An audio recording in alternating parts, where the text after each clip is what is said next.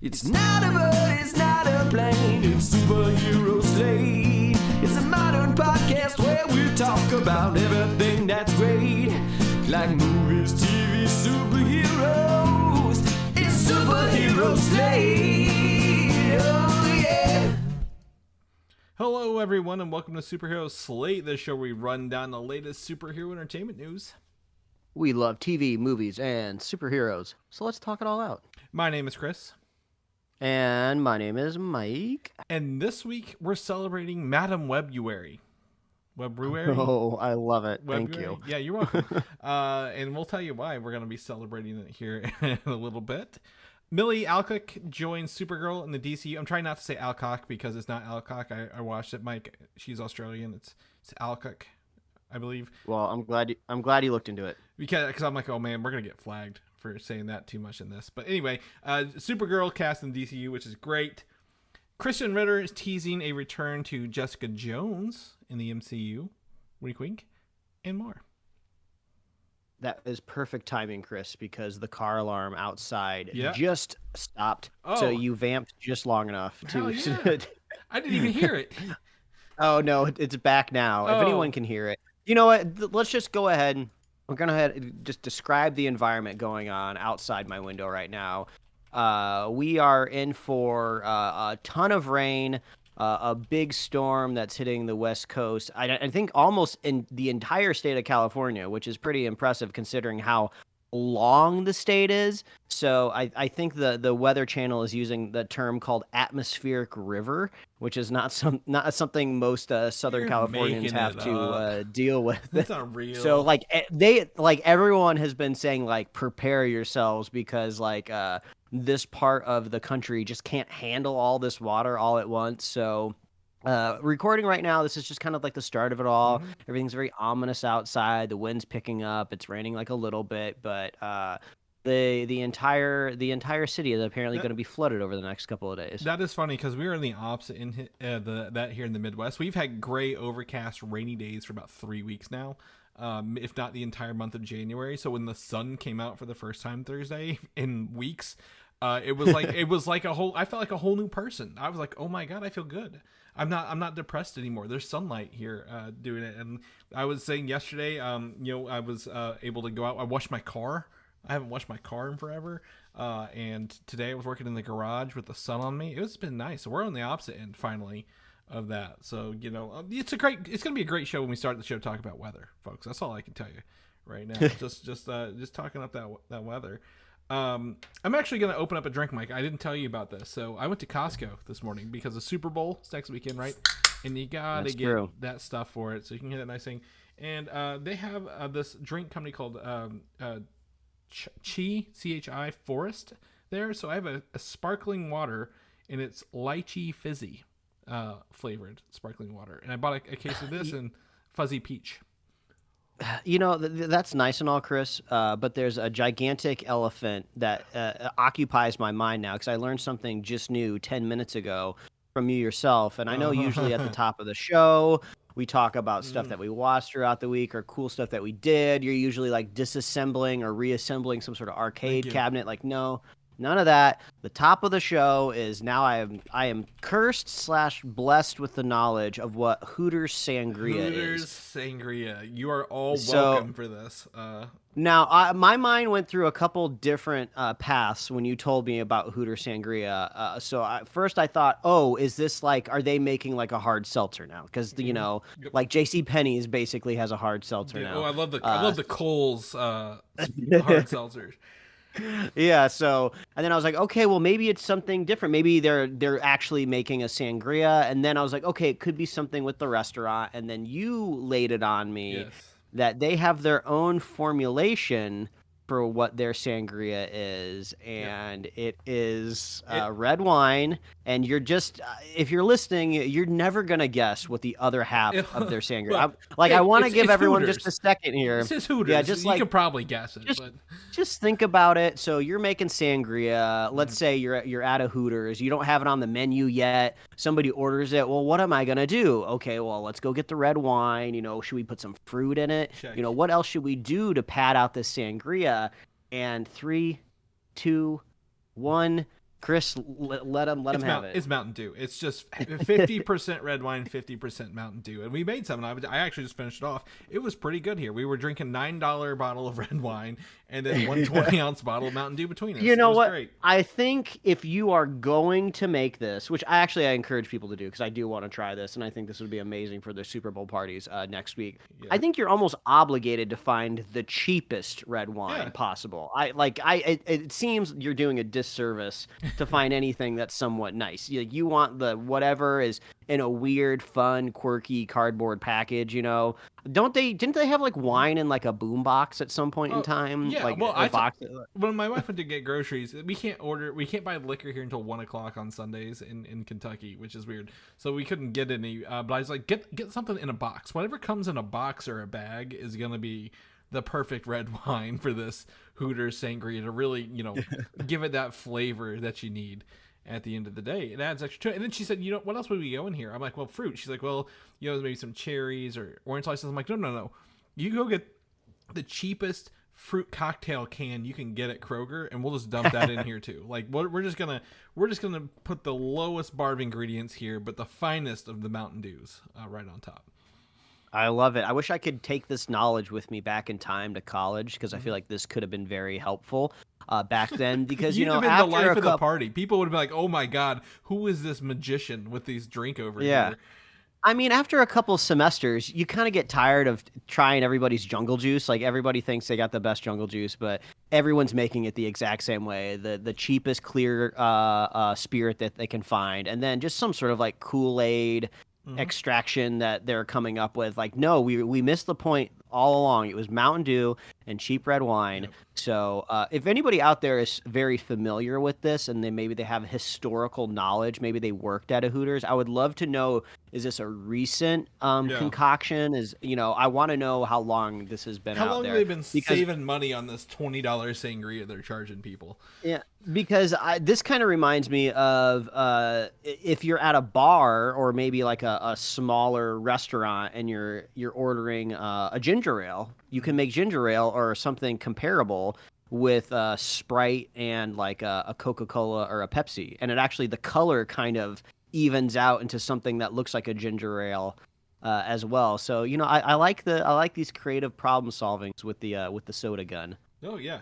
I mean, I now, again, we talked about this before, like what kind of, like I've got all sorts of Mountain Dew flavors in my closet. I'm like, ooh, can I go get the Voodoo from 2023? What will that mix with? Well, what kind of red or white should we do? You mentioned Baja Blast and a white wine, Mike, to really, bring it up a notch. So now I'm going to be trying all these pairings together to see what works best.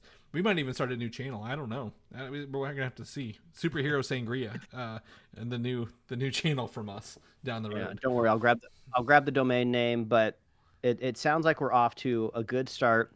This week, people get your Super Bowl parties ready. Yes. And we'll be out there spotting, looking for the trailers and running them down next week. Yes. I don't have anything in the news for trailer, but I keep getting more and more reports that Deadpool 3 will be a trailer in there. So I'm very excited to see what that looks like down the road, but I don't have anything else. But what I can hit you with is a fact here. Everybody pause the episode here in a second and immediately run to your local theater to buy your Madame Web tickets, which are now on sale, because those seats are flying fast, Mike. I don't know how anyone else is going to be able to get tickets to see this movie here in a couple days. Have you got yours yet? I know you did. I know you probably got 4. I'm Chris, I'm listening. I went to my website right now, so we think so. Wednesday, is that going to be the opening night? It is, the 14th. It's the 14th, or theoretically, could you go on Tuesday? I did not see any Tuesdays. I only saw the Wednesday screenings. All right. Okay, Madame Web, I see at 10 a.m. Can you imagine going 10 a.m. on Wednesday? Yeah. So we're probably thinking, all right, I'm going to look at this 7 p.m. right here, and let's see. Oh, wow. Okay, more seats than I thought would be sold, but still not a lot. I was expecting a whole lot of nothing. Yeah, anecdotally, no one had bought mine whenever I got mine the other day in that theater. I jumped on it pretty quick, but no one had gotten that. yet, and they are so not prepared for this. Normally, there's two parts. The Cinemark usually has an XD screening, right? It's kind of like their big screen. New movies get it. Madame Web doesn't have an XD screening. I have to go sit in a regular movie theater to watch Madame Web. They're not even getting the XD treatment. So I just realized that I don't want to be too harsh to any specific listeners out there, but this might be a self-selecting group, Chris. If you are going to Madame Web on Valentine's Day, there might be a reason that you're going because you got nothing else going on. I won't be going on Valentine's Day. I don't even know. We are. Maybe like a Saturday morning would work well for me. We're going on Valentine's. It's a Wednesday. My wife's a teacher. We are not going out to do anything on a Wednesday for Valentine's Day. We will celebrate it another day thoroughly. So I'm gonna say, we might be in that group, but there's a reason behind it. Like Wednesday is not good for going out and doing things on those days. So we're gonna hit this movie up. Obviously, it's probably gonna be, I think, under 2 hours. So. Should be pretty quick. But the other part of this, shout out to if you haven't joined the Cinemark fan club or whatever it's called, where you get it's like $12 a month. You get one movie pass, and then discounts on all the snacks at the theater. Didn't cost me a dime to watch this movie because I had free tickets saved up from the last 2 months. So absolutely a steal. I feel to just use those credits at the end of the day here for this. I also wanted to go on the record and say that, what's her name? Dakota Johnson, is that her name? As the actress. She's been out doing promotions. She might be on, Sydney Sweeney was on Hot Ones, but Dakota Johnson was on SNL. So they're out here doing things to promote this movie that other, actresses would do. But they have kind of confirmed that this movie, Madame Web, is a standalone Spider-Man film, meaning they've removed any indication of connections to other Spider-Man films and have firmly set it in like 2002, 2003 era. Yeah, it seems like they've been doing the most pivoting that they can with what they have after they've already shot. Yeah. I even heard somewhere, I don't know if this is like confirmed or just a rumor, but apparently Dakota Johnson dropped her representation in Hollywood right after the first trailer for Madame Web dropped. Yeah. So, and if you just kind of also watch her appearance on SNL and just the interviews that she's been giving, you can tell that she's just like, she knows what this movie is going to be already before anyone else gets a chance to see it. So at least everyone's in on it. This isn't like, I kind of got the vibes more like Jared Leto thought that maybe Morbius was going to be something more than it was. Right. Well, it's like Tron 3 coming out. I'm excited about everyone in that movie but Jared Leto, right? Like I feel... Yeah, Dakota Johnson, Sydney Sweeney. I can't think of the other two actresses' names. I don't even know who the dude is who's playing the villain. But they're at least leaning into it a little bit more, and I'm excited for that. So we'll see how this turns out. I've got no expectations, so I'm just here for a good time. Maybe I can get the theater to make me some Hooters sangria to enjoy while watching this movie. Probably they won't let me bring my own in for that, but.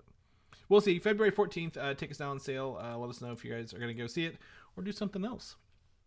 But while we're in Sony's wheelhouse, if you will, El Muerto, the movie that had Bad Bunny, is rumored to still be in production, pre-production, early production, whatever they want to call it, at Sony, without Bad Bunny as the main character, which I think takes the draw out of this movie completely, because I'm like, I'd like to see him do something weird with Spider-Man along the way. Yeah, I mean, apparently he is a big star. He's kind of fallen out of my purview, but when Universal Music Group removed all of their music from TikTok last week, all of the headlines were just like, Taylor Swift's music's gone, Bad Bunny's music is gone, and he was always billed in like the top 2 or top 3 in those headlines. So he must have like a really popular catalog if he keeps showing up in these entertainment headlines. The Hispanic market is huge with that. Like you can see him everywhere, and that's kind of what they're targeting with this, right? Like El Muerto is like a luchador kind of thing in the Spider-Man world, and I always enjoy this. I always see this acronym out there. No credit, but it's a part of the SPUMM series of films, Mike, which is Sony Picture Universe of Marvel Movies is what this stands for. Oh my God, SPUMM! Yeah, the SPUMM that is perfect. The noise that pronouncing SPUMM makes is nearly a perfect encapsulation of what they're doing with their Spider-Man properties. Like it's self-fulfilling we all prophecy, know right? it kind of.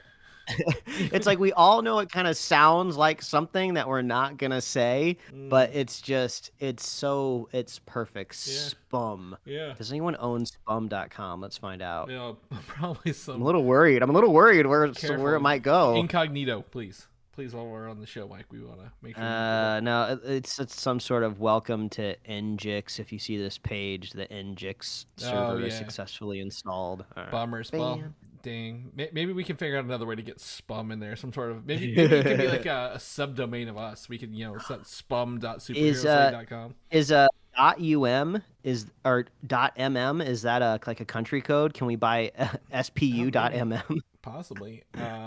That's a great question. We're gonna have to look into this. We've got a lot of internet ideas today on the show. I'm doing the who's is lookup right now. Yeah, okay. So we're just seeing if there's the owner is in looks like San Mateo, California. I'm not getting it. Yeah, it's fine. So the SPUMM universe, multiverse, if you will, now includes Venom. It includes Morbius. It will include Madame Web. It'll include El Muerto. It'll include Kraven and the upcoming Mysterio and Dr. Octopus movies as well, if they come to fruition. So it just feels like the right. They named it so perfectly. They knew what they were doing. They were like, we're gonna SPUMM all over the place. So yeah. Anyway, if you're interested in El Muerto, good for you. It's coming, but sorry that you don't get Bad Bunny. You'll have to settle for some other person, I guess.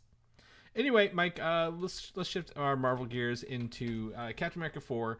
I forget what is actually Brave New World. The name of this movie has changed so many times. I don't even remember the actual name of this. But the obviously the Funko boxes continue for all the Marvel properties.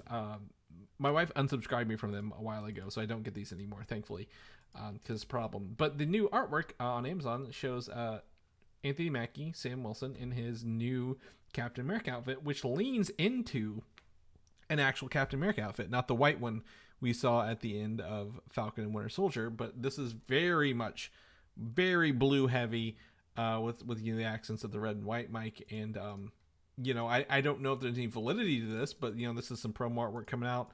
Obviously it was supposed to release sooner than later, so I think that we're going to see some of those leaks. But what do you think of it? What would you think? I'd like to see this in action. I think I like this more than the white one, if I'm going to be honest. Yeah, it does have more of a resemblance of the original Cap costume. I'm especially looking in like the torso area when it kind of has like the vertical stripes going up and down. But I mean, that kind of is like par for the course. Like, we've been trained that every iteration of Captain America, whoever it is, there's a new costume every movie. They're never going to bring the same one to the screen. Yeah. So yeah. So I mean, I just yeah, exactly. And to be like, again, obviously that's Anthony Mackie's face with his red goggles on. So I'm curious if someone, like, is that really a painting, a drawing? Is that really what's going to be in this? Or maybe is that his final suit? Does he start with the white and then upgrade to this one, right? Because they always usually have 2 to 3 suits per movie. The heroes do. They change, minor alterations sometimes. But I would love to see this in action, and hopefully we get a even though it is delayed, see something sooner than later. They can start teasing these movies. Year out. I mean, it makes sense that we're seeing it now, right? This movie was supposed to be coming out soon. Was it a March release or was it a summer release? It was a May. It was supposed to be the May release. And I think it's like even like maybe even been even like you said, March and May, but like everything is shifted around so much with the strikes and everything. It's really hard to keep tabs. Yeah, but whenever like these, because this is printed material, right? Yeah, that will be on a box. Yeah. Yeah, so all of these like consumer products have to be made, so far ahead of time. So like there's a chance there could be like a big spoiler floating around out there, like on a pallet wrapped in cellophane somewhere. Oh yeah. And they're just like, well, don't open that just yet until the next part-timer comes in that wasn't trained just right, and they just rip it right open. What's in here? You can kind of see it through through the plastic wrap a little bit. You're like, what is going on over here? Yeah. and you're just trying to make it out. My guess is, again, the biggest rumors I see online all the time are Red Hulk is going to be in this movie, and it's going to be Harrison Ford. Who knows if that's true or not? Marvel likes to tease us and throw it away, so it could just be a red herring, unintentionally pun on the red part, but you know what I'm saying. So yeah, we'll get a look more. But the other part was, I hear we've talked about they're doing some reshoots. They're not necessarily retooling the movie per se, but maybe fixing some parts that they can in post production. That's Bob Iger's directive. Fix what we can. That's why Daredevil's getting rebooted, redone. Captain America 4 and same thing. But I heard that they're going to remove the Serpent Society from the film, which is crazy because I would have loved to see them as well. Maybe we'll get it on some deleted scenes or something like that. But I also can't see how, if it is a Red Hulk movie, and we heard the leader is going to be in this, I don't see where the Serpent Society falls into this. It could just be too many villains for no real reason along the way either. So yeah, they just if you're a listener to the show, everyone knows how we feel about Anthony Mackie. So yeah. I feel like all of the effort on our end, if they asked us, we would just be like, can you just make us like him? Yeah. Because we just can't figure out a way to do it. We want to. We are very invested in the movie universe, but we just cannot get on board with Anthony Mackie. Yeah, and I think he's great when there's more people in there, but like as the main character, like I'm just not that thrilled, but it's nothing personal. Maybe he does a great job. Maybe they've written it well for him, and there's enough supporting characters along the way. But we'll see.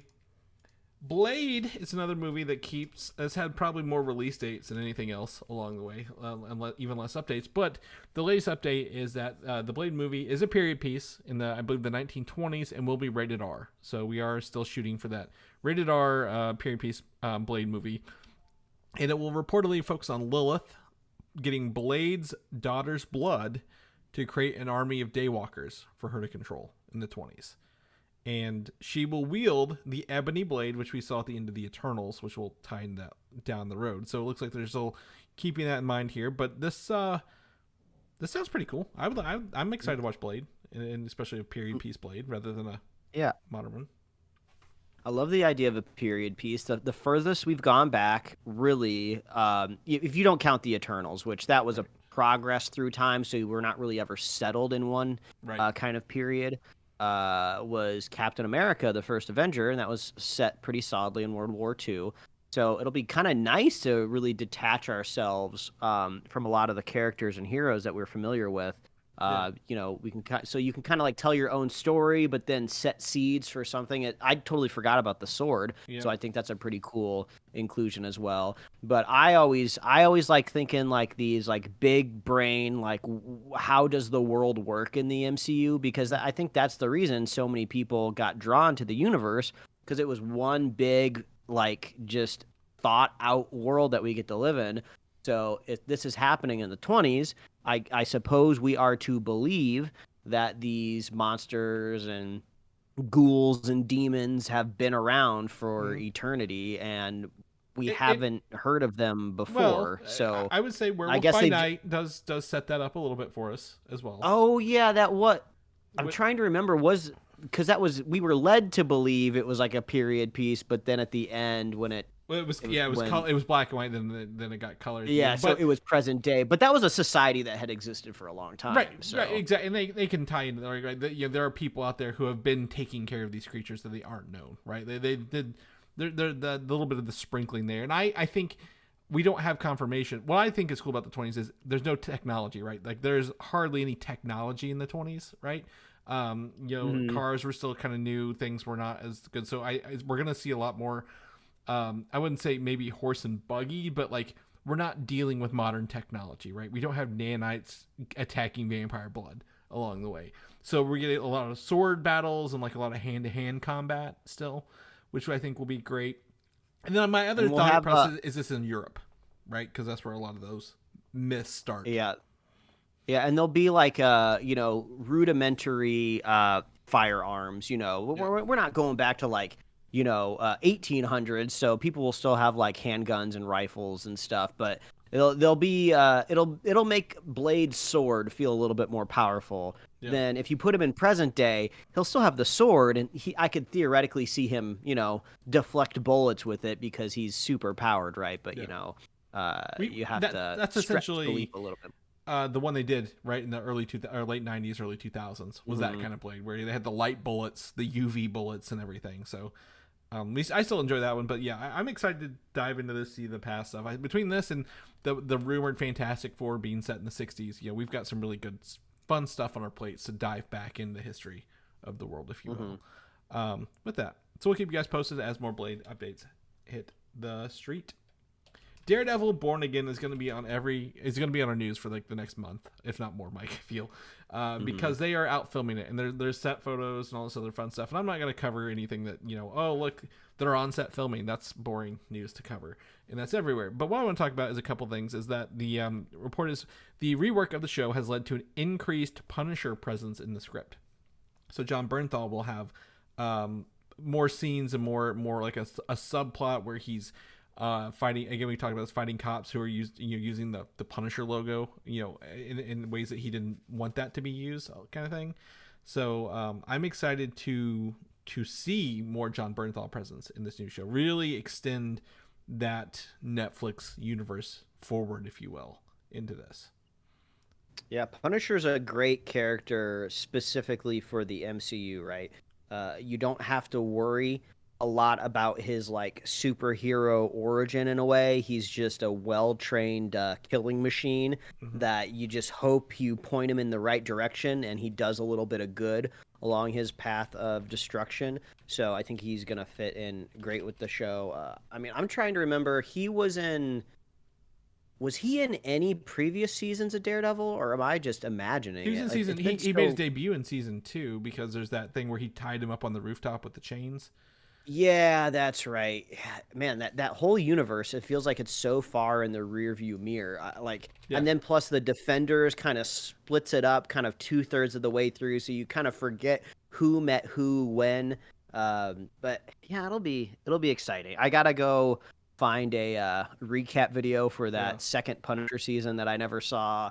Probably got to rewatch the recap video for season 3 of Daredevil because I kind of forgot what was in there. Yeah. But yeah, absolutely. And what would be cool is, one of the cool things it would do is if they release this in April of 2025 on the 10-year anniversary of when it came out on Netflix.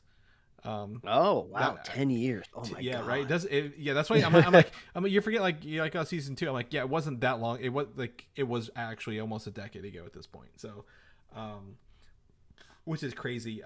The other part is actor who Eben Moss-Bachrach, who is in The Bear, and he was in Andor. And he's actually rumored to be playing the Thing in Fantastic Four. Remember, he was the microchip guy in Punisher season 1. Oh yeah, I kind of he was not a huge actor then, but like, there's a great character you can bring back, right? An actor with some weight, if they don't use him in Fantastic Four. So there's some cool stuff from the Punisher series that they can pull forward into that. The other part of this is, though, we talked about this last week. It could have 18 episodes. It could have less. Hell, it could have more. But there, with them increasing, like, more of these characters like the Punisher, and we're going to talk about possibly Jessica Jones returning. They could really keep 18 episodes and really flesh out Daredevil Born Again as like that true extension of the Netflix universe, right? With all these extra characters, and give them some time to breathe here. And but speaking of which, there is a Krysten Ritter was on Instagram, a video wearing the same shirt as Jessica Jones, and the caption was IK or IYKYK, which stands for If You Know, You Know. So my guess is she's going to be back filming, Mike. If not flashbacks, maybe flash forward, or new scenes as her character in there. Jessica Jones was one of the characters, I think we all agree had a really, really strong presence, really great addition to the Netflix universe for someone who I would say a lot of people were not familiar with beforehand, and continue that. So I think it'd be interesting to return back to Jessica Jones in this universe. Yeah, if we are thinking of a longer episode order, that would kind of be a fun way to break up the season. There's like a small arc with Punisher, with Jessica Jones, hell, maybe even Luke Cage. Yeah, could be fun. Yeah. I was speaking of Blade and Luke Cage. I was reading about like what was it? Mahershala Ali was the villain of the first half of this season, of season 1, and was killed off very surprisingly. So I was like, oh, that was a good season. And then also Jessica Jones is the other character that got three seasons on Netflix before they wrapped it up. So I'm excited for Daredevil board again. I know we've got Kingpin, we've got Punisher, we've got Daredevil, we've got possibly Jessica Jones, anyone really, but Iron Fist, and I'd be happy, I think, along the way. And we've said that before. But we'll keep you guys posted as more of that comes on. Like I said, I'm not going to share every time they film scenes on the streets. We know what they're filming. They're going to be filming forever, so we'll keep you guys posted. X-Men 97 is probably the next MCU property we're going to see on Disney+. It's rumored, the 10-episode series is rumored to drop possibly weekly, mid to late March on Disney+, which is right around the corner, which will be a nice gap in between Echo, January, and Deadpool 3 in July, which is great. And some of the new artwork that is leaked has depicted the 8-bit or 16-bit video game episode called Motendo, which where Jubilee and Sunspot get sucked into one of Mojo's video games, if you will. Oh, I forgot. Yeah, that was gonna be an episode this. Yeah. So in this artwork, we get to see essentially Super Nintendo versions of Jubilee, Colossus, Sunspot, Magic, Cyclops, Storm. I want to say that the bottom one, second one over, is Havoc, maybe, and then the first one is I forget his. Yeah, he's a Mojo World. He's got 4 fingers or 3 fingers on his hand. I'll think of it later. But I just really want to play a Super Nintendo game, like in this art style, like a modern game with like this art style right now, like how they redid TMNT Shredder's Revenge, the side scroll. Like take the X-Men arcade game, give us these character skins, and do a sequel to that on our consoles. Yeah, it makes me think of one of the earlier Marvel vs. Capcom games. I don't remember which one it is, but one of the earlier ones. The like art book or like the character bios. The way that the X-Men are drawn are so cool. Like I specifically remember there's a version of Rogue, and she's like kind of in this like all green like kind of costume. It looks so cool. I've always been like hunting down like a Marvel vs. Capcom like art book back from that era because the characters are drawn like so sick. Yeah, absolutely. Yeah, I would love to see this. These comic book characters, the colors, they translate so well to pixel art. And this is a good shout out for the Marvel Snap game, which has a new season launching Tuesday. They have pixel artwork for most of their characters in there. You get variants of pixel artwork you unlock. So I think I like to collect those. Those are pretty fun to look at. But yeah, check out that in our show notes. We got that picture there for you to take a look at. What if season 3? We actually just talked about this last week with the unveiling of the mech suits and the Red Guardian versus Goliath, but reports are that season 3 will revisit the Eternals, Mike. The second time we brought up the Eternals in one episode, if you can believe that. A movie I've not thought about or watched in forever. I might put that on in the background one day. I think it's not too bad. It's not the best thing in the world, but boy, I've seen worse lately. But what if the Eternals never stopped the emergence? Would be the what if episode. So I would assume if the emergence, if I remember right, was to go through, the Earth would be entirely destroyed, right? The Celestial would have eaten the planet entirely. I don't know if it would have. Yeah, like they would have emerged from it, and I think it would have broken in half, and then what would have been their next journey, right? Because all the Eternals are always just sent out to the next job, really, after they're done, after several thousand years. Yeah, that'd be kind of interesting. That maybe we'll run across like Peter Quill or something out in the galaxy, and he finds out like, oh, you can't go back there; it's gone. Yeah, I can see. Yeah, and actually, Ego is a Celestial, right? His dad, even Peter Quill's dad. Mm-hmm. So that could be lead up for some of that. I think there's a great opportunity for What If to explore the deeper cosmos, the weirder stuff in the MCU than they have. You remember Thor: Love and Thunder had the idea of eternity as a character at the end of it. Where's the eternity? And there's a whole pantheon of gods that fall under that eternity thing. So like, why not visit that a little bit more, right? Like, give us some of the weird space god stuff that they can't touch on in live action, because it gets really confusing really fast. along the way. I think that'd be interesting. But yeah, what if the Eternals never stop the emergence? I don't know what that next phase is. Are there some humans that live, or not along the way? I don't know. It'll be fun. We'll let you guys know. I think season 3 is closer than they're letting us believe, but we'll see if that hype lands. Let's shift gears into the DCU, Mike, with new casting this week. And if you've seen our thumbnail, you'll understand that Millie Alcock, who was in Game of Thrones, was it House of the Dragon? Is that what it's called? Mm-hmm. Who played the young Rhaenyra Targaryen, has been cast as Kara Zor-El in the upcoming DCU franchise. Yeah, we even got some confirmation from Gunn.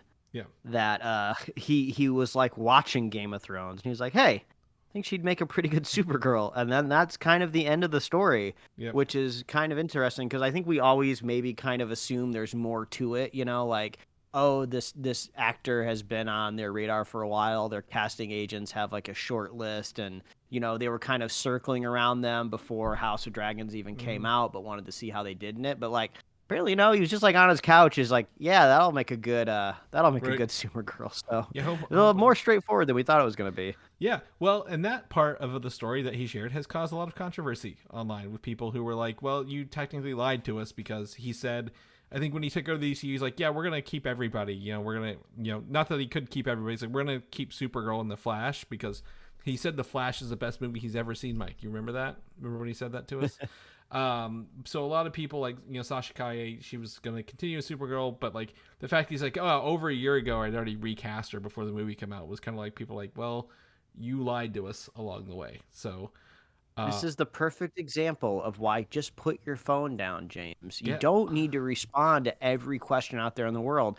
You are the lead of a major Hollywood studio. Just don't worry. Like, I don't want to say these people are beneath you because it sounds like so classist, but like you got a big job ahead of you. You can't be taking the time to like comment on every like little casting thing. I would even say don't comment on, but like confirm it and move on. Don't add your flavor text because you're gonna dig your hole, right? Like if you would just like, congratulations, Millie, we're glad to have you in the DCU. Moved on, everyone would be like, yeah, good job, confirmed. We don't have to worry about this anymore. But no. There's some controversy involved here. But back to the action. I've not watched House of Dragon. I'm not a Game of Thrones person. It's not for me. But I'm sure she can do a great job. She's an up and coming actress. I've heard great things about her performance and her portrayal in that show. Mike, you've watched it, I believe, correct? Yeah, she's great in it. I haven't seen anything else from her. I don't know what direction that they're going to take Supergirl. I mean, I'm not a Supergirl like expert or anything, but I did have to just peruse Google Images so I could make our thumbnail this week. And a lot of the Supergirl imagery, at least out there online, is it seems to be a very positive, bright, cheery, smiley character. And I can't necessarily say the same for Millie. When I tried to look this actor up, like every photo shoot, every red carpet, a lot of just like, kind of like glamour, like red carpet, catwalk face, just like kind of like, brooding to the camera with no shade there. But her character was also extremely intense in House of the Dragon as well. So it's hard for me to imagine like a smiley, like optimistic superhero, but I'm not saying it can't happen. I'm just saying I haven't seen it yet. So that'll be kind of a fun surprise. I'll be looking forward to maybe seeing that in a trailer, in the near future. Yeah, I'm going back a couple weeks ago. We had some talk about Supergirl being, they said they were going to be kind of out there, like edgy and like in space, like doing a lot of space stuff. And, sounds a lot like Captain Marvel. Not that it's going to be the same. Not that they're even in the same, but it sounds a lot like kind of how Captain Marvel was, right? Like, very, non-conforming, if you will, for attitude, and then also being out in space dealing with that. I would love to see more space stuff. I know James Gunn is not writing or directing this, but, he'll be able to point in that direction. But, he has got a lot of work under his belt with the Guardians of the Galaxy movies, Slithers, dealing with aliens and how they interact with on Earth. So this is fine with me. I have no qualms. I have no hard feelings either way, if you will. But that's exciting. We got some confirmation, and then, it's an up and coming actress to play the role for that. So we'll keep you guys posted if anything else comes out of that. More set photos, Mike, on our list here, and we have they are filming Penguin. They resumed the Penguin show for Max, and set photos reveal a more costume accurate evolution for Oswald Cobblepot. And can you tell what it is in this photo, Mike, that is more accurate out of these photos for Colin Farrell's character? Well, I just got distracted on the third photo because it seems like his character is always around a flipped over car. But is it? Well, it's got to be the same nose because he had a pointy nose, and it's not like that's going to change. No, Is it the vest? Is he wearing a vest? It's actually the jacket. The fur-lined jacket was not in the Batman movie, and that's more of a a characteristic of that character. He's always wearing one in that. I was hoping that one of these he was going to have his cane in his hand, right? Or a monocle, because eventually he gets to the cane and monocle. Because I was looking, I'm like, what is this? We're looking at looks like maybe an explosion on the street. There's a lot of rubble, debris. He's covered in dust. In a lot of these, I was like, oh, which one is it? But it's just the fur-lined coat, if you will, on this. It's so wild to me that that's Colin Farrell. They've transformed him that much to play this role, and to continue not just in movies, to do it in a TV show too, right? That's not a lot. Yeah, it's like the Batman was great too. I mean, I want to go back and rewatch it and give it another go. I liked it the first time around, but I just haven't had a chance to settle back into it. But yeah, I mean, I'm excited for a sequel, see more Penguin. It's just funny that some of the best stuff happening in the DC right now is not really connected to anything. You have Joker, which is its own little 1970s universe. You have this Matt Reeves Batman, which is just floating elsewhere, out there. They're and all then this, so you're right. You're halfway there. And it's this new thing. It's just all right, I guess. Yeah. Well, what's crazy to me is there's this, and then there's upcoming. What's the Tales of the Teenage Mutant Ninja Turtles on Paramount coming up. It's that they're doing these TV shows to fill the gaps in between the sequels. So the Penguin is to tell us the events of Gotham between the Batman and its upcoming sequel film, and the same with the Teenage Mutant Ninja Turtles. So there's to me there's this crazy idea that it's not crazy. I think it's a cool idea. I've just never seen it done successfully. Is that there's these movies and then the TV shows are filling in the gaps in the middle of it along the way. I mean, I don't know if I just have preconceived notions because, we were kids that grew up in an era of where if anything ever went from the big screen to the smaller screen, it was always cheapened, right? Especially with kids content, right? You'd start with a big old movie and then it would get a TV show and I'm thinking Jimmy Neutron started as a CG movie, then they put it on Nickelodeon as a TV show, and then it's just it doesn't look as good, obviously, because you can't render things as long on a TV show, and it can't look as good. You can't put as much detail in it because they're just cranking out numbers. So I'm just always just I'm hunting for the quality. So yeah, if the stuff that's getting put on streaming, that bridges the gap of the series, if it can reach to be as good as what I saw in theaters, I'll give it a shot. But if not, I'm just going to pass on it. Yeah. Well, I mean, thankfully, we watched the Batman on Max anyway. So, we don't have to worry about it being in theater. But yeah, it's one of those things. Yeah, I think this is one of the premium, what they call them, premium content, premium shows where they spend a lot of money, they spend a lot of time. I think the Penguin will fall into that fairly easily, simply because they've got the same cast back, right? This isn't a character we've never heard of, right? Doing a story, we didn't meet. It's got I think a huge name. I don't think Matt Reeves is directing it, but I think he's pushing the direction of the show. But it's just wild to me that they're doing this. We don't even know what the next movie is really about. We don't know anything about it. They're already going ahead and filming the show, but they haven't told us anything what's going to happen with the Batman 2. I don't even think it's filming yet. I think it's just I was hoping that we'd be closer along, if you will, along that way. But we've got the opposite happening with we don't have it here with the Mandalorian, right? Going from show to movie along the way. So that'll be interesting to see the opposite coming up a little bit. But yes, check out the set photos of the Penguin here. Take you to our show notes and do that. Peacemaker. This is one of the first notes I made last week, Mike. I was for Peacemaker. James Gunn, obviously, out doing his thing, telling people everything. Was apparently writing episode 8, the finale for season 2, last weekend. So that means that he is wrapping up the show, I guess, and then maybe they can get into production. Maybe spring, summer, you think?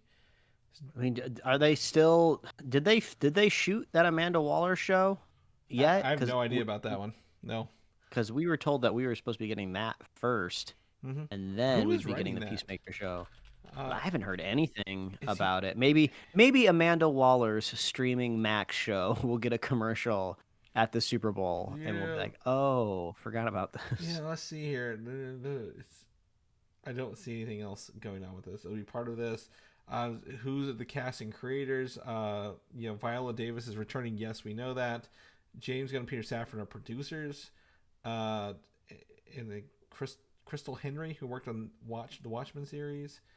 They'll be writing it along with Jeremy Carver, who worked on Doom Patrol. So the writing may be done on that, actually. We just don't know yet. Hey, can someone tag James Gunn in something? Tell him that, Waller is not really a real TV show and they hate it, and maybe he'll respond to it saying that it'll work, kind of thing. But the other thing Gunn did say when that came out, we're using the same actors. This isn't a continuation of Peacemaker. This is a continuation of Peacemaker. I'm working on Superman, so we can't do Peacemaker season 2. We're working on Waller in between, but he's working on Peacemaker season 2. I'm so confused as you are, Mike. What is happening here? What is real in this situation? What is coming out? When is it coming out? How can we see it? I'd love to get our eyes on it and go for a ride. But the other thing he did confirm, that Batman will not appear in his Superman Legacy show or the Peacemaker TV series. So they're not casting Batman yet, Mike. I don't even know who I'd cast Batman at this point.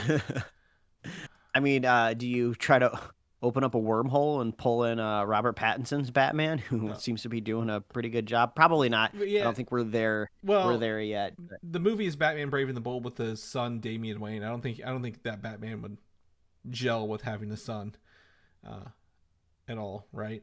Yeah, it's just like he might be daddy, but he's not daddy, if you get what I'm saying. I don't. Tell me. Can you explain to me? Hold on, let me get a Hooters Sangria and explain it to me. Bust out a notepad. Let's get to solving this mystery. Yeah. But it almost feels like Gunn is like so paranoid and like worried that the internet is gonna build up this Superman movie more than it already is, because we already know so much is riding on this film being good and successful. Because imagine this movie coming out and bombing and panning and everybody hates it. Like, how do you start a whole universe off of like that one bad movie that has like such a big target on it? So I suppose he's out there on the internet too much, and he's seeing people like building up or throwing out like false rumors that like, oh, Batman's supposed to make a cameo. All these people are supposed to make cameos. He's like, I don't want people going to this movie with these high expectations and they don't get to see Batman and they think the movie's bad. I think he's overthinking it, but I got to imagine that's what's going on in his head. So the other part of this is, I think we talked about it months ago. Maybe if not, it's been about a year since they announced the slate. Is that not only is the reputation of the DC writing this, but financially it is writing on this, right? Because the studios, they spend a couple $100 million to make these movies. And, we know Warner Brothers, they're saving money. We've heard they might be in dire straits financially, right? They may be spending more than they're making, and they can't afford to have a failed launch for Superman Legacy. So if all these lenders are like, okay, we're going to give you some money for Superman Legacy, if it bombs, we're not going to give you enough money to make the rest of your franchises. Like, we're going to pull the plug on everything because you're not making money back, and this was a bad investment. So I think I agree with you. There is a lot of probably pressure and stress on this to be successful and land this. And I don't think it will financially be a flop, but critically, there's always a chance, right? Critically, it can be a flop.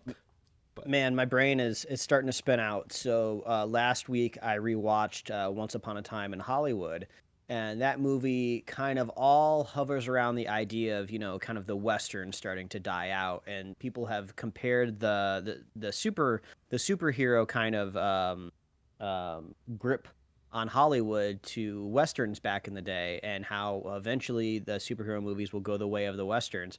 That's kind of been like sitting in the back of my head a little bit. I don't know if I believe it entirely because the media landscape is just so entirely different now. Do you know how many Westerns they made back then? Like literally they were pumping out one a day. I think that's an exaggeration on that, but go on, continue.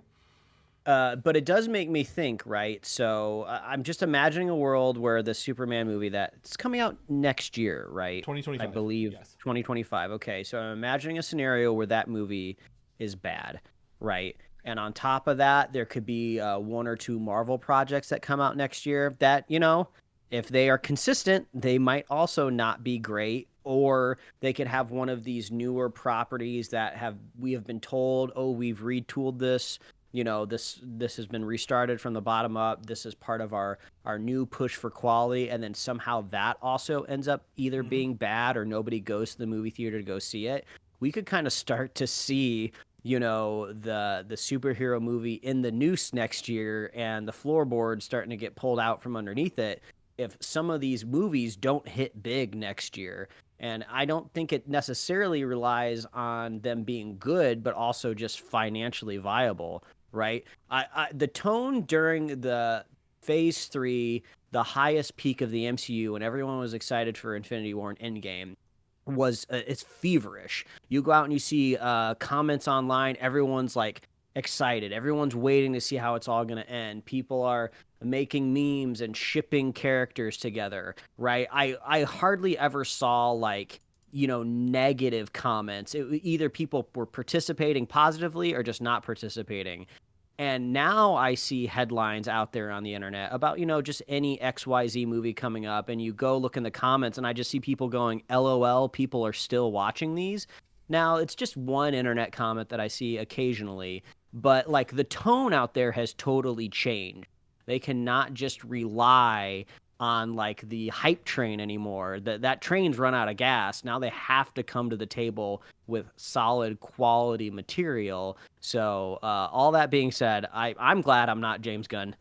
So I guess we're building up his psyche. I feel like we're trying to get like the notes of what's going on in his brain. Like, what is the inside out Pixar version of James Gunn? What is a man? That's all we're trying to figure out here on this podcast. Yeah. So that's why you should subscribe. Come back next week and we'll dive into the hidden ego of James Gunn. But I think, it's, to that point, if what we talked about with the financials is true, and he has been hired to be, this role, like, his reputation in Hollywood is on the line as well, right? He has already gone through an up and down internet ride, like being fired from Marvel, being rehired by Marvel, doing DC movies, bouncing back and forth.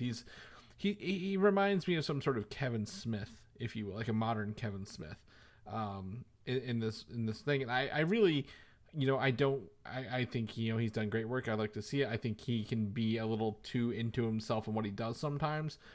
We talked about Peacemaker, great show, but there were moments where like this is really self-indulgent. I think some of the Suicide Squad was as well. So whenever he's a little unrestrained, it comes off as such. But you're right. There's a lot of pressure. Not only is it your job, your reputation, but like all these other people you've hired to write and act and do all this stuff. They rely on you to be successful. So he is carrying the weight of not just himself, but everybody else underneath him and who is hired and working for DCU along the way. And I don't want, personally, I think you agree, Mike. We don't want to see anybody fail. We want them all to be awesome. Everything should be good and should be given the chance to be good. So we're not hoping for failure on that behalf. We just, have to be, when the whole point is when James Gunn comes out and starts saying stuff online, we're like, oh, just shut up for a bit. Like, just don't say anything. You know how long it's been since I've seen a good Superman movie? I want to see an awesome Superman movie that I leave the theater like just singing the praises of. And it is funny though. I feel like we've been talking about James Gunn now for like 15 minutes.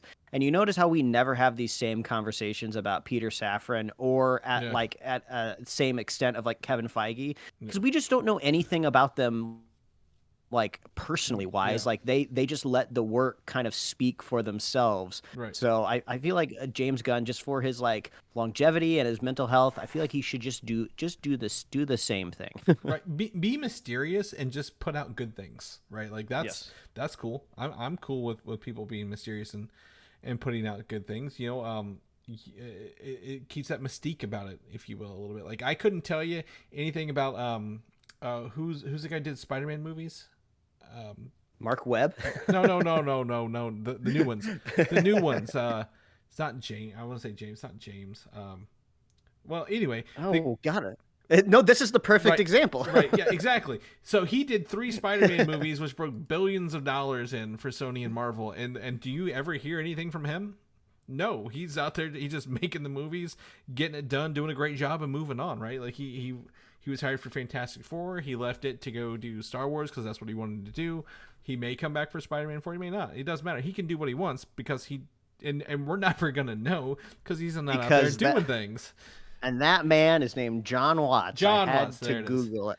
Actually, this might be slightly different. I feel like if you were a director that has made like 3 of like the biggest like action like superhero movies of all time, like maybe you should try to be a little bit more of a household name just overall, because I feel like a director is a little bit different than a studio lead. But either way, same. Like you can't be controversial if nobody talks about you. You know, James Gunn has been that way since before he was the DCU lead, though.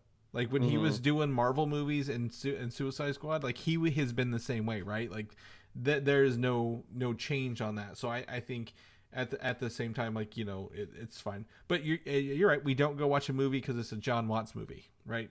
We watched, you know, the James Gunn movies, if you will.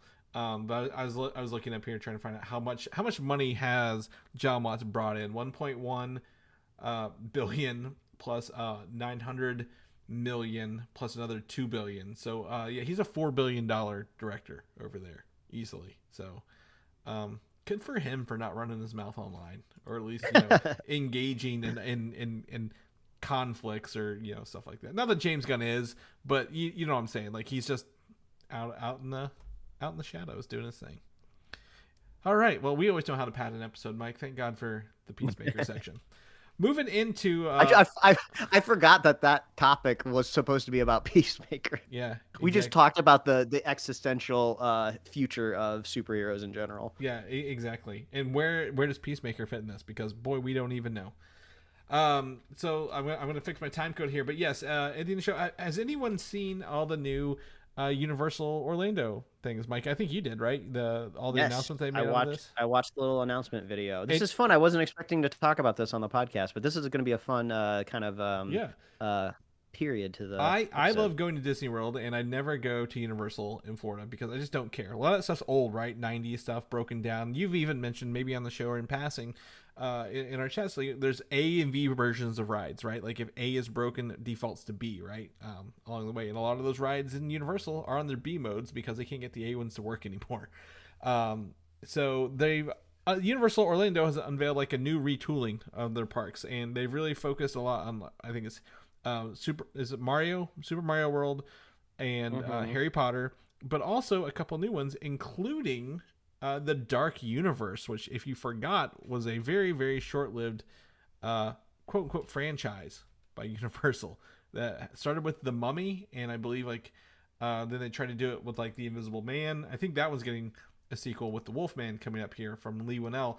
But they are going to do a Dark Universe park at Universal where they have Wolfman, Frankenstein's monster, Dracula, and we've got some concept art from that here in the show, Mike.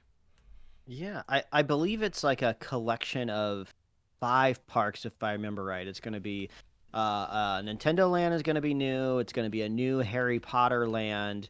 We're getting How to Train Your Dragon, this Dark Universe, and then I think there's kind of like a main kind of celestial park area, like unbranded, just kind of entryway that the Epic Universe. The Epic Universe is what they call it. Mm-hmm. In this, and I think this Dark Universe is fun from the perspective of, especially if you live near theme parks like I do out here in Los Angeles, like right around Halloween time, the billboards go up, the advertising gets cranked to 11. They want you going to these theme parks during Halloween so you can get scared, so you can experience the retheming, the retooling of the attractions. They have special stuff at night for Halloween, and people come from all over the world to go to like the kind of like these scare parks that get spun up just for the holidays. So it is kind of cool to imagine, oh, are they going to have one there all year around? That's going to be so cool. Yeah. And in the concept art for this land, you're kind of supposed to be going through like kind of like these grand entryways. I think they call them like portals when you enter these universes. So it'll be kind of cool to be in like a traditional looking kind of like theme park, and then you step through like a kind of like a big archway. Maybe you go through like a tunnel or something like that. It's their epic portal is what they're calling them. Yeah. Yeah. And maybe it's like this kind of gothic, dirty, maybe grungy, like Victorian, like I want it to look like I just stepped into the Bloodborne video game. That would be so cool. I really, I love that idea, but the art that we have here, they look cool. I mean, this is very kind of classic looking Universal monsters. Like if somebody told me like, oh, I repainted some artwork for, from back in the 50s or something, yeah. That's kind of what this is like. And what's cool is, to me, these are actual photos, right? You see people in their costumes that they're going to have there. Because you look at him, it looks like Frankenstein's monster. He's got all the stitching. He's very, very scarred up. Wolfman, very kind of, I would say kind of like Teen Wolf a little bit, right? Like very hairy, like very fuzzy. And then Dracula, very like, regal and sunken eyes. Oh yeah, stuff. I never even considered like the walk around character aspect of it. Of they gotta have like dark alleys in this universe, right? I want to see like something smeared on the brick wall that like that's probably blood, but they're probably not allowed to say that it's blood legally since children are allowed to walk into here. Yeah. So so there's the dark universe that you mentioned, How to Train Your Dragon. I know there's like they're opening up like a DreamWorks part of the park too, right? To focus on their DreamWorks stuff, like Kung Fu Panda and stuff like that. Possibly. I mean, it's hard for me to really nail down what's happening at Orlando in Florida because I've never been down there personally. But it sounds like what they said in this video is they're trying to make it, quote, like a trilogy of a vacation. Yeah. So, like, if you're a Harry Potter fan, you have to get tickets to 3 of their theme parks. You have to go to Universal Hollywood, which is, I think, where you go to, like, Diagon Alley for Harry Potter. Then you have to go to Islands of Adventure to ride the Hagrid roller coaster. And then you'll have to get a separate ticket to Dark Universe, or not, Epic Universe, to go to the new, I think it's going to be like a Ministry of Magic type of it's a Paris. It's a 1920s Paris style Harry Potter. Yeah, so they got 3 parks down there, similar to Disney. They got like 1,000 parks down there too. So this is exciting. It's weird that like to think about how much work and money and construction that goes into building something for all intents and purposes is like, why would you ever go to all this work just to make money? But it's fun. So this is exciting. I've never been to Universal, like I said, down there in Florida, but it sounds like now you can make a whole meal out of it. It's not just like, let's pop over there for one day, Yeah, and here's I just want to make sure I wasn't wrong. So I looked up the DreamWorks thing while you were talking, and then DreamWorks, they have an entrance. They have a new entrance there, so they're adding Trolls. They're doing Kung Fu Panda. They have Shrek. They're building Shrekland down there with Shrek's house and everything. You visit the swamp? Yeah, you can visit the swamp, and then something else called Gabby's Dollhouse I had to look up, which I think is like an animated kid show. So like they are absolutely going all in the DreamWorks IP down here at Universal as well, because I think they have Marvel stuff. I don't know if that has a clock or not on that east of the Mississippi, right? So they may be planning to lose the Marvel stuff to Disney or get them bought out or something like that. But this is making me more and more excited to ever want to visit Universal, because I don't care to go to Universal, but I would love to go to Shrek's Swamp, or visit the DreamWorks lands, or go over to the Epic Universe and do more kind of Harry Potter stuff. So this is to me, again, not that corporations need to be big enough to have all these things, but this is a really cool thing to expand the theme park experience. I know you are a big fan of Mario when you went last year, and with the upcoming Donkey Kong track ride where it makes you look like you're actually jumping off the track. I think was that in Japan or somewhere like that, I believe. Or was that out Yeah, where they're you- building it somewhere. There's like 3 Mario lands like concurrently being either worked on or already opened. But yeah, the Donkey Kong ride Yeah. looks sick, and that's what Mario Land, or I guess Yeah. Nintendo Land, technically needs. Because out here in LA, it only really has one like honest ride. So we need that Donkey Kong coaster soon out here. Exactly, and I think you have to have a new Apple Vision Pro headset to use that new ride or that ride out there, right? Because you have the HoloLens. Yeah, 3,500. Don't worry, they'll sell them to you at an inflated markup inside the park, just $7,000. Yeah, only 7,000, and that doesn't include a carrying case or the battery. But I digress. But yeah, absolutely, Dark Universe. I think the Universal Park thing, that'll be fun to have a little bit of a horror bit, right? The scary stuff in there. It'll be cool. But Mike, that is the show. That is this week's show. I'm excited. Next week we're probably gonna have to record a little early. We normally do an after Super Bowl thing, but we haven't done that in a few years, if I'm going to be honest. But we might record a little early. We'll keep you guys posted what we're going to do for that, or maybe it's later. I don't know. We'll figure it out. But if people know what you're up to, what you're doing, maybe where you're, I guess maybe not. You show us your snacks, but tell us about your snacks next week. Where can they find all that good stuff at? Yeah, if you want to read my webcomics, what I'm doing out there on the internet, visit liferewardsrisk.com or pickledcomics.com. Chris, if people want to catch up with you and find out when you're chugging your next Hooter Sangria, where can they find you? You can find me on Instagram, Valdan87, VALDAN, or Video Game Systems of the same name. If people want to know more about the show, what we're doing, where they can like and subscribe to our YouTube channel, where can they get all that good stuff at? So, as always, all you got to go is to superheroslate.com. That is the headquarters for everything that we do here at Superhero Slate. You can find us on Apple Podcast, YouTube, Spotify, wherever else you'd love to listen to fine podcasts. We got merch, superheroslate.com/store. We love hearing from you. What are your existential future thoughts of superhero movies at large? Please send your book report to us at Superhero Slate, and we will read it. We'll give you notes, we'll grade it, and we'll read it in its entirety on the podcast. I'm making empty promises, people. If you want to be a super fan of the show, it's really easy to do. All you got to do is share the show with a friend, share the show with a buddy, and we'll be here every week, folks. That's right. We will see you guys